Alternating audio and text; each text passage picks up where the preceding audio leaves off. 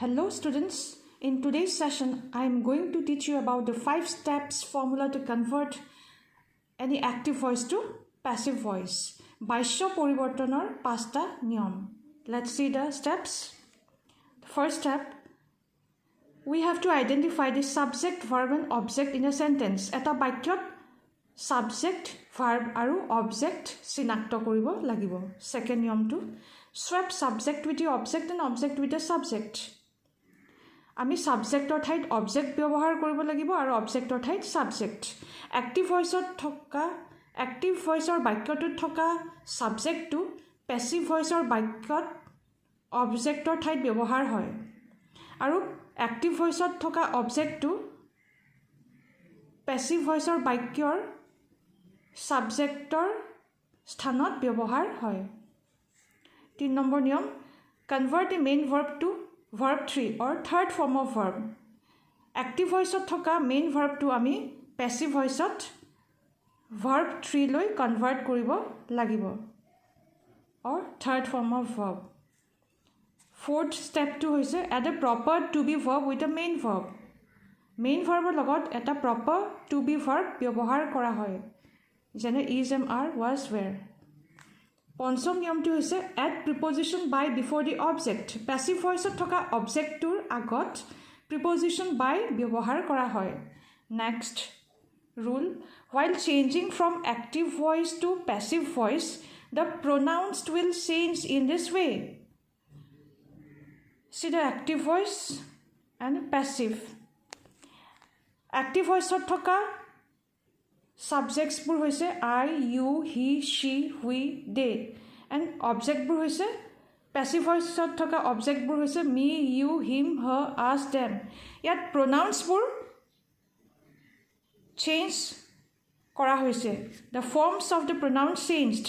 Passive voice I to me hoy jay, I change to me, you remains as you, he change to him, she change to her, we change to us, and they is change to them. আমি এই নিয়মবোৰ apply কৰিব লাগিব. এতিয়া চোৱা এটা উদাহৰণ চাওঁ আমি. এই বাক্যটো চোৱা, the boy killed a snake. ল'ৰাজনে সাপটো মাৰিলে. ইয়াত আমি প্ৰথম নিয়মটো কৰিব লাগিব. প্ৰথম নিয়মটো হৈছে we have to identify the subject, verb and object. আমি subject, verb, object চিনাক্ত কৰিব লাগিব. The boy, this is the subject. It is a subject. Killed, this is the verb in past tense or verb 2, second form of verb. A snake, this is the object. Second নিয়মটো হৈছে আমি সাবজেক্টৰ ঠাইত object লিখিব লাগিব আৰু অবজেক্টৰ ঠাইত subject code লিখিব লাগিব. প্যাসিভ ভয়েসত আমি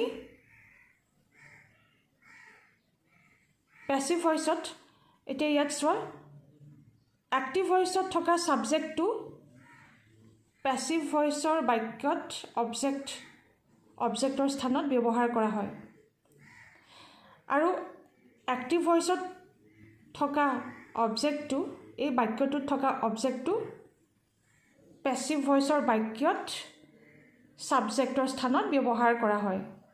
ওকে, 3 নম্বৰ নিয়মটো হৈছে the verb. Okay, verb is changed to third form of verb in passive voice. Passive voiceত আমি এই active voiceত থকা verbটো verb 3 বা third form of verb লৈ পৰিৱৰ্তন কৰিব লাগিব. ইয়াত দুইটা ফৰ্ম একেই, verb 2 আৰু verb 3 ফৰ্ম একেই. killed. মেইন ভাৰ্বটোৰ আগত আমি হেল্পিং ভাৰ্ব ব্যৱহাৰ কৰিব লাগিব. এইটো হৈছে চতুৰ্থ ষ্টেপ.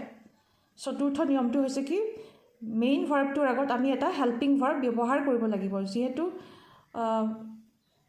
পাষ্ট টেন্সত দেখুওৱা হৈছে এক্টিভ ভয়েসত ভাৰ্বটো, আমি হেল্পিং ভাৰ্বটো was লিখিব লাগিব. ইয়াত was is a verb in past tense.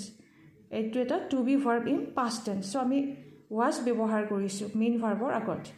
আৰু পঞ্চম নিয়মটো হৈছে পেছিভ ভইচত থকা অবজেক্টটোৰ ঠিক আগত আমি বাই প্ৰিপজিশ্যন ব্যৱহাৰ কৰিব লাগিব কাৰ দ্বাৰা কামটো হ'ল সেইটোকে প্ৰকাশ কৰিবলৈ ব্যৱহাৰ কৰা হয় ইয়াত কৈছে A snake was killed by the boy ল'ৰাজনৰ দ্বাৰা সাপটো মৰা হৈছিল The boy killed a snake